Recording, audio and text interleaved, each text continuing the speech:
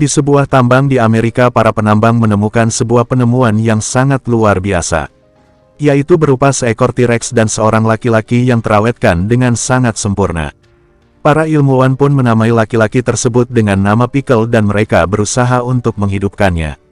Ketika salah satu peneliti yang sedang menjaga tubuh Pickle merasa lapar, dia pun memiliki ide yang cukup gila, yaitu dia ingin memanggang daging Tyrannosaurus yang sebelumnya ada bersama Pickle. Ketika peneliti tersebut sedang makan, tiba-tiba Pickle terbangun dan Pickle mencium aroma yang sangat familiar baginya, yaitu aroma mangsanya. Pickle pun menuju ke arah aroma tersebut, kemudian Pickle mengambil potongan stik yang sedang dimakan oleh peneliti tersebut. Dengan hanya sekali suapan Pickle memakan daging T-Rex itu. Hal ini membuat peneliti tersebut terkejut dan segera mengambil pistol di laci mejanya, kemudian menembakkan pistol tersebut ke arah Pickle. Tetapi peluru pistol tersebut tidak mampu menembus tubuh Pickle. Pickle pun mengambil peluru yang menempel di tubuhnya kemudian melemparkan ke arah peneliti tersebut dan mengenai bahunya. Kemudian peneliti itu berlari menuju ke arah ruangan tempat T-Rex disimpan. Setelah itu Pickle masuk ke ruangan tersebut karena mencium aroma yang sangat familiar baginya. Beberapa saat kemudian polisi datang. Tiba-tiba Pickle menjebol tembok bangunan itu dan memporak-porandakan polisi yang ada di sana.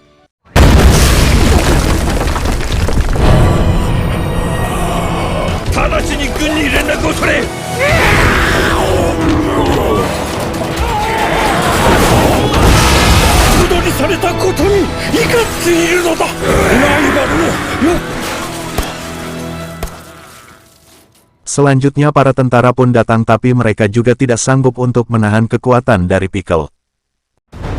時代？何の時代ですか、ベイン博士。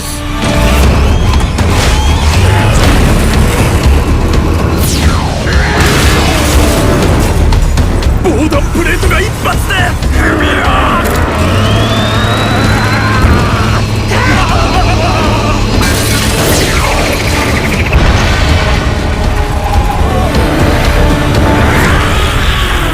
Pemerintah Amerika pun terpaksa menerjunkan pasukan dengan membawa tank canggih dan helikopter tempur. Sesampainya di tujuan, Kapten Stridum mengajak Pickle untuk pergi ke Jepang. Pickle pun ditempatkan di pangkalan Amerika Serikat yang berada di Jepang dengan pengawasan yang sangat ketat. Berita ini membuat para petarung di Jepang sangat penasaran dan ingin bertemu dengan Pickle. Mereka pun menyusup masuk ke dalam pangkalan militer tersebut untuk bertemu Pickle, termasuk Yujiro Hanma. Ketika Yujiro Hanma masuk, ternyata di sana sudah ada beberapa orang yang berhasil menyusup. Mereka mempunyai tujuan yang sama, yaitu ingin sekali mencoba melawan Pickle. Yujiro pun menerobos dinding kaca ruangan tempat Pickle dikurung. Dan Yujiro mencoba sedikit beradu kekuatan dengan Pickle dan membuat Pickle berputar dan terjatuh.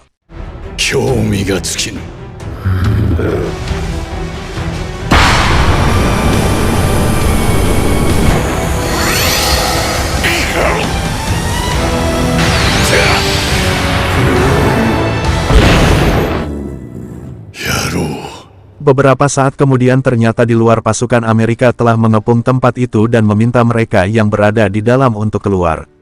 Melalui sedikit negosiasi dengan Yujiro Hanma, para maniak pertarungan itu pun akhirnya berhasil dibawa pergi dan menghindari perkelahian dengan Pickle. Bulan lamanya Pickle tidak makan dan dia hanya meminum air. Tentu hal ini membuat cemas banyak orang karena Pickle merupakan harta nasional yang tak tergantikan. Untuk itu mereka menempatkan Pickle di suatu ruangan yang terlihat seperti arena pertarungan, dan belakangan diketahui bahwa Pickle hanya makan dari hasil buruannya. Oleh karena itu Pickle pun dibawakan berbagai macam hewan kuat untuk dia buru, tetapi hewan-hewan itu malah lari menjauh dari Pickle ketika mereka berhadapan. Kemudian mereka membawakan satu binatang langka, binatang buas yang merupakan raja hutan, yaitu harimau benggala. Harimau itu pun menyerang Pickle, tapi dengan cepat Pickle berhasil mengalahkannya dan memangsa harimau tersebut.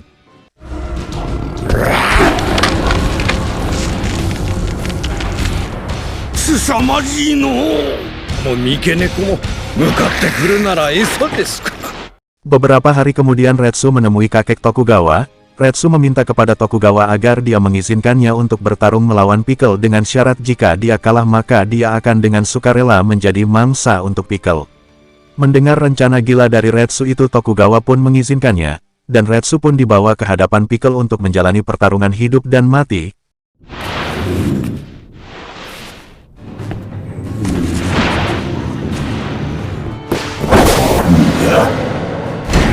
きりの好敵手を見抜いた。ぶつけるぞ、すべてを。無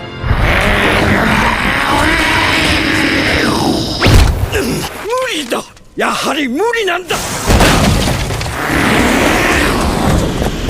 いや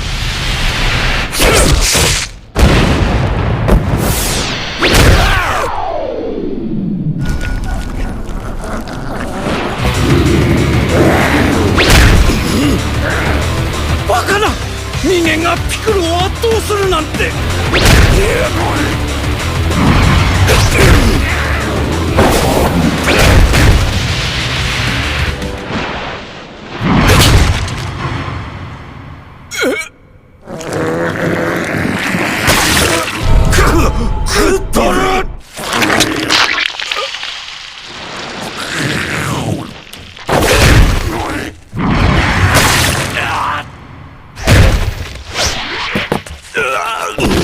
貴様、俺を食っておいて泣くな。よもや技の通じぬ世界があったとは無念だ。Di tengah keputusasaan Retsu, Retsu pun mengeluarkan jurus yang setiap orang akan melakukannya jika dia merasa putus asa dan tak ada harapan, sampai akhirnya ada sesosok bayangan yang berbicara kepada Retsu mengingatkan bahwa dia adalah seorang seniman bela diri dan hanya menggunakan jurus-jurus andalannya untuk menghajar lawannya. Ketika Retsu tersadar akhirnya pertarungan mereka pun berlanjut sampai Retsu tumbang dan dimakan. Totemo, totemo, totemo, totemo. どこまでもじきりどこまでも部の懐へ。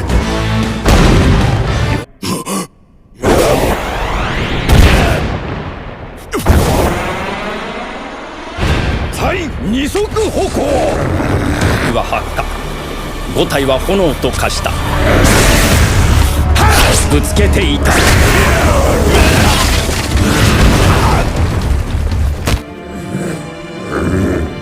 ディナータイム。食らうことは別れること。食と生存、生存とは。Setelah itu Retsu dibawa ke rumah sakit dengan satu kaki yang terputus. Di tempat lain Doppo Orochi yang sedang melatih murid-muridnya mendapatkan kabar bahwa Retsu dikalahkan oleh Pickle dan bagian tubuhnya dimakan. Kemudian Doppo Orochi menceritakan kepada anaknya yaitu Katsumi Orochi dan membuatnya menjadi sangat marah. Kabar ini kemudian dengan cepat menyebar ke seluruh penyusup Tempo hari itu. Di sisi lain Pickle kabur dari ruangan tempatnya berada dengan cara menghancurkan pintu baja yang ada di sana.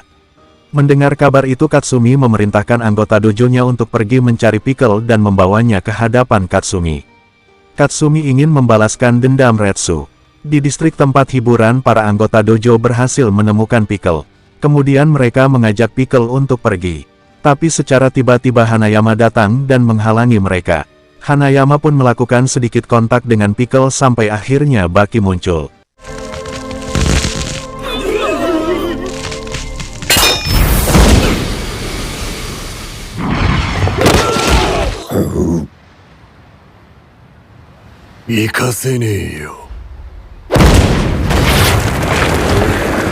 Tokiは21世紀、場所は日本国東京都。別なものが描かれていた。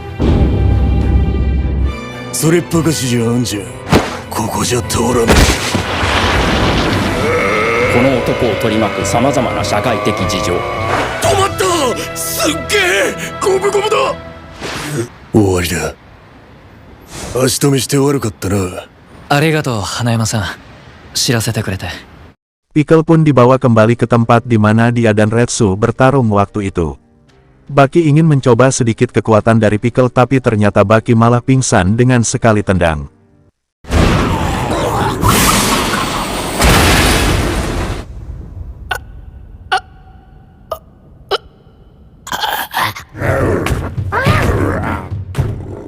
Beberapa hari kemudian Katsumi Orochi berhasil mendapatkan kesempatan untuk bertarung melawan Pickle.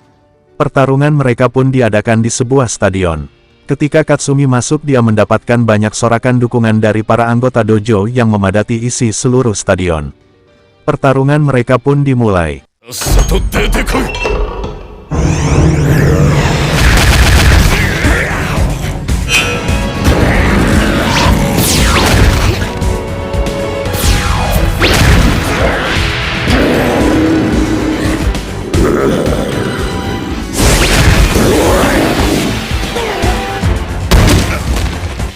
まるでダンプか。立ち上がれる体に産んでくれた両親。この時を境にピクルの表情からフォームをさせる強敵現る。戯れの時は終わったのだ。心臓を止めてしまいたいよ。迷いはない。今。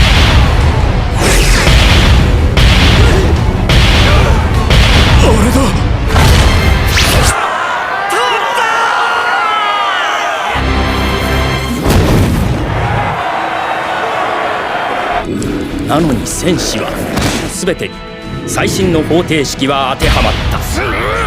空手家オロチ克美、21歳の夏、灼熱の時。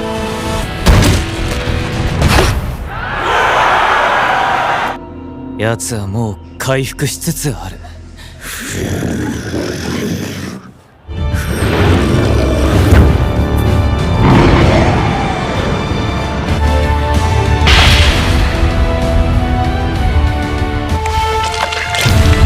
間に合った。立っているのは俺だ。この思いにどう報いる。起きた。立ったぞ。決着しただろう。持ってけこの命ごと。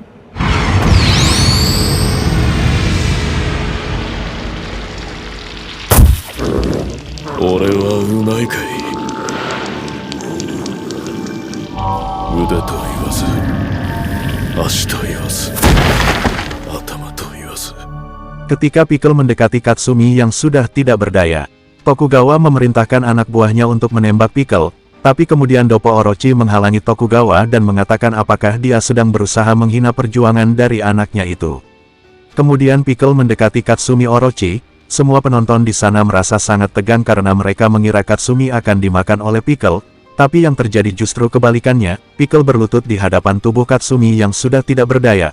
Pickle merasa sangat menghargai perjuangan lawannya ini, dan kemudian Pickle pergi meninggalkan Katsumi tanpa memakan satu potong pun dari tubuhnya. Penonton pun hanya bisa terdiam dan memberikan hormat kepada Katsumi ketika dia ditandu keluar. Sungguh perjuangan yang sangat mengesankan dari Katsumi Orochi. Beberapa hari setelah kejadian itu, Jack Hanma mendatangi Pickle dan dia ingin bertarung dengan Pickle. Tanpa menunggu lama pertarungan mereka pun terjadi.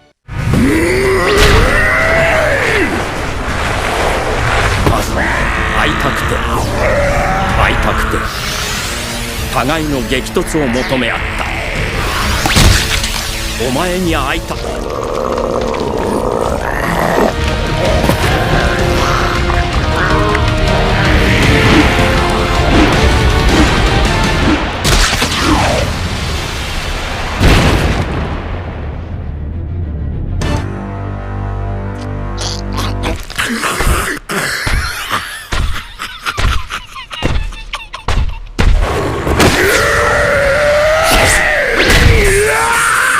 あれがジャックのパンチじゃ。200キロに達す。先ほど放ったミスター・ジャックの一撃が火をつけた。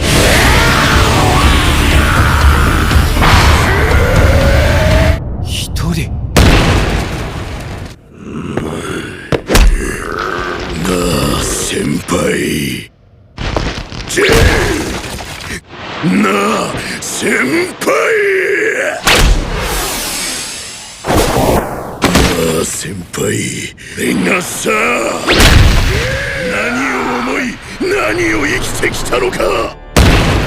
一切の道を閉ざしたの人生でいい。強きこと、そんな俺が現代を代表する。なあ先輩。最新 VS 最古の戦い。許すまじ。 決して許すまじ。神様、初めてあなたにお願いいたし。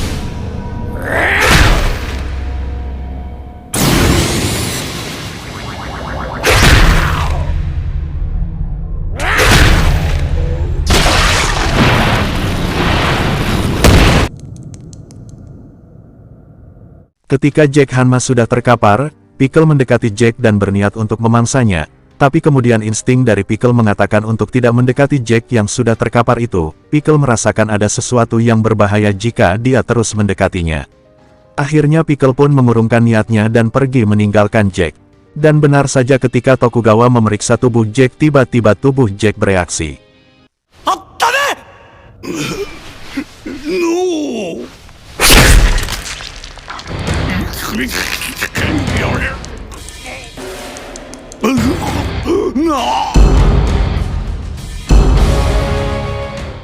Di hari berikutnya setelah melihat pertarungan Jack dengan Pickle, Baki pun memutuskan untuk bertarung melawan Pickle. Kemudian Baki memprovokasi Pickle dengan cara menepuk dengan lembut kedua pipi Pickle. Pickle yang mengetahui maksud dan tujuan dari Baki pun menjadi sangat marah. Selanjutnya pertarungan sengit mereka pun terjadi. 君は今生まれて初めて食べるためにではなく誇りを守るために欲が満たされました。おそらくバキさんは食べるためではなく誇りを守るため、気ぐらいを守るための戦い、わかりやすく。やるかやられるかではないんだよ。ではないんだよ、ピクル。俺たちがやることは殺し合いではない。命の奪い合いまですることはないんだ。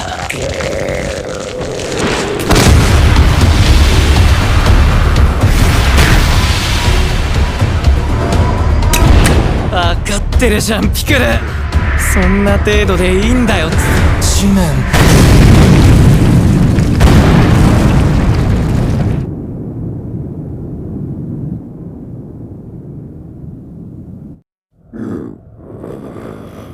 打ち込んでこい。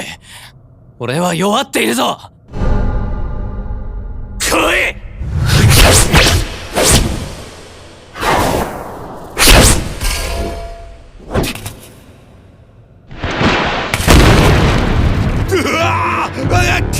聞いとんのけ。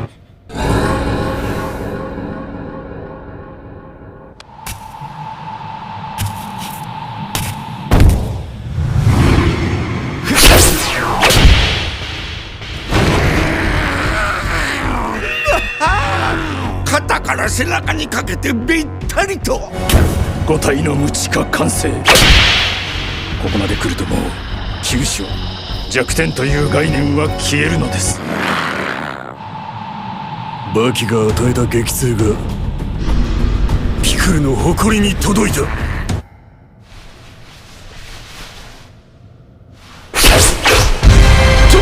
トリケラトプス剣。バキさんの意識が。おお、あれじゃないか、鳥の。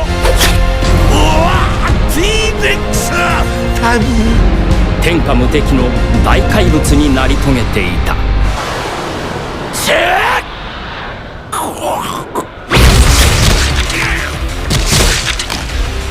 その痛みを T-Rex の牙に錯覚するのも無理はなく、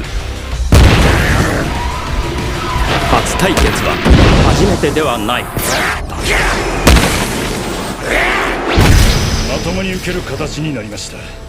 避ける間などあろうはずもありません。飛んだのです、ピクルが。文字通り宙に高く遠く飛んだのです。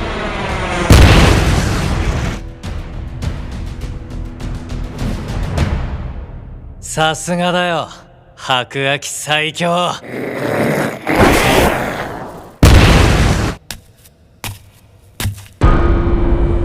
人間として戦おう。一度はやりたい。ほんともう強い。防いでいてもまるで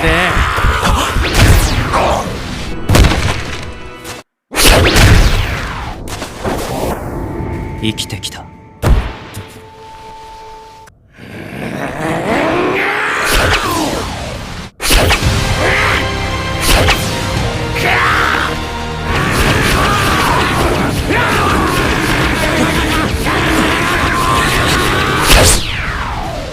それはまさに己が懐。深々とえぐった。来た。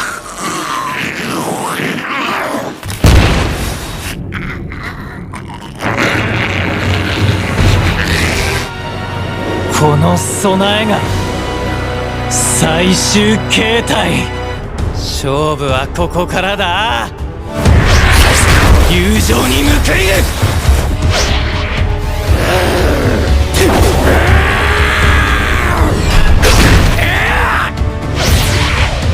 ピクル渾身の一撃でバキさんが飛ばされない。ならば何をもって戦う、何をもって支える。技だろ。追い詰まった。大きさの有利が効かない。なんという術理の不可思議。そしてあのピクルが避難しているのです。そのピクルにバキさんは追いついている。絶望的な体力差を、埋めがたい筋力差を、今や勝利目前。目の前に差し出された両拳、その意味するところが救いがたき強欲、悪なさすぎの欲深さ。力比べの最中、確かに感じた敗北への恐れ。古代人は武器を手にした。死闘、決着。 Begitulah hasil dari pertandingan tersebut. Baki dengan teknik bela dirinya tetap tidak mampu mengalahkan kekuatan mutlak dari seorang predator zaman purba.